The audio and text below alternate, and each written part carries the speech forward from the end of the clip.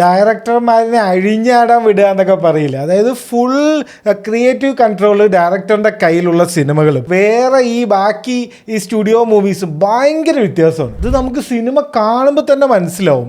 ഇവർ ചെയ്യാൻ ഉദ്ദേശിച്ച കാര്യങ്ങൾ അയാൾക്ക് ഇഷ്ടമുള്ള പോലെ അയാളുടെ ഫൈനൽ കട്ട് ചെയ്യുന്നതും ഈ സ്റ്റുഡിയോ എക്സിക്യൂട്ടീവ്സ് ഒക്കെ പറയുന്ന പോലെ ഓരോ സിനിമകൾ ഇറക്കുമ്പോഴും നല്ല വ്യത്യാസമുണ്ട്. ഞാൻ അങ്ങനെ ഒരു സിനിമ കണ്ടു. സിന്നേഴ്സ് എന്നാണ് സിനിമയുടെ പേര്.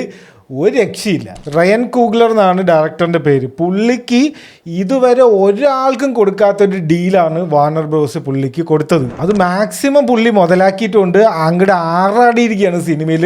എന്താണോ വേണ്ടത് അതിപ്പോൾ ഓഡിയൻസിന് ഇഷ്ടാവോ അവർക്ക് ഇഷ്ടാവോ ഇവർക്ക് ഇഷ്ടാവോ ഒന്നും നോക്കിയിട്ടില്ല.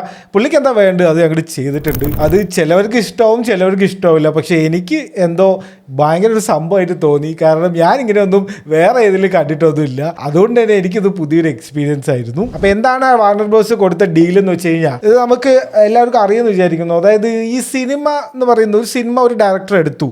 ആ ഡയറക്ടർക്ക് ഒരു ഓണർഷിപ്പും ഇല്ല സിനിമയിൽ. അതായത് പുള്ളി എടുത്തു, അതൊരു സ്റ്റുഡിയോയ്ക്ക് വേണ്ടി അല്ലെങ്കിൽ പ്രൊഡ്യൂസർക്ക് വേണ്ടി എടുത്തു. പിന്നെ അവരുടെയാണ് ആ ഒരു IP അവരാണ് ഹാൻഡിൽ ചെയ്യുന്നത്. ഡയറക്ടർക്ക് ഒരു റോളും ഇല്ല. പക്ഷേ ഇവിടെ ആദ്യമായിട്ട് ഇത് നോലനും എല്ലാവരും സ്കോർസേസിക്കും എല്ലാവർക്കും ഒരേ ഡീലാണ് കേട്ടോ. പുള്ളിക്കാണ് ആദ്യമായിട്ട് ഇപ്പൊ ഇങ്ങനെ ഒരു പ്രത്യേകിച്ചൊരു ഡീല് ഇവർ കൊടുത്തിരിക്കുന്നത്. 25 വർഷം കഴിഞ്ഞിട്ട് സിനിമ ഇറങ്ങി 25 വർഷം കഴിഞ്ഞിട്ട് ഫുൾ ഓണർഷിപ്പ് റയൻ്റെയാണ്. സിനിമ എടുത്ത ഡയറക്ടർക്ക് തന്നെ ഈ സിനിമ 25 കൊല്ലം കഴിഞ്ഞ് തിരിച്ചു കൊടുത്ത് വാർണർ ബ്രോസ് മാതൃകയായിട്ടുണ്ട്. ഇപ്പോൾ ഓണർഷിപ്പ് കിട്ടുന്നതോടെ ആ സിനിമയുടെ റോയൽറ്റീസ് പിന്നെ അതിൻ്റെ IP എന്തെങ്കിലും ഡെവലപ്പ് ചെയ്തിട്ടുണ്ടെങ്കിൽ ഇതിൻ്റെ എല്ലാം ഇനി പൈസ വരാൻ പോകുന്നത് റയനാണ്. 25 വർഷം കഴിഞ്ഞിട്ടാണ്.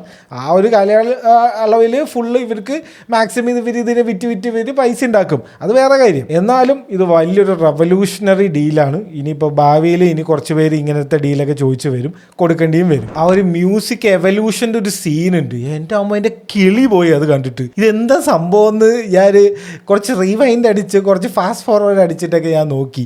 കാരണം എനിക്ക് അത് പെട്ടെന്നായിരുന്നു ഒരു ചേഞ്ച്. ഇങ്ങനെ ഒരു മൂഡ് സെറ്റ് ചെയ്ത് വന്നു, പെട്ടെന്ന് അങ്ങോട്ട് മാറി. ഒരു വല്ലാത്തൊരു എക്സ്പീരിയൻസ്, വല്ലാത്തൊരു സിനിമയാണ് ഈ സിന്നേഴ്സ്. കണ്ടിട്ടുള്ളവർ അഭിപ്രായം പറയൂ. ആർക്കെങ്കിലും ഇഷ്ടപ്പെടാത്തവരുണ്ടെങ്കിൽ അതും പറയൂ, നമുക്ക് അതിനെക്കുറിച്ച് സംസാരിക്കാം.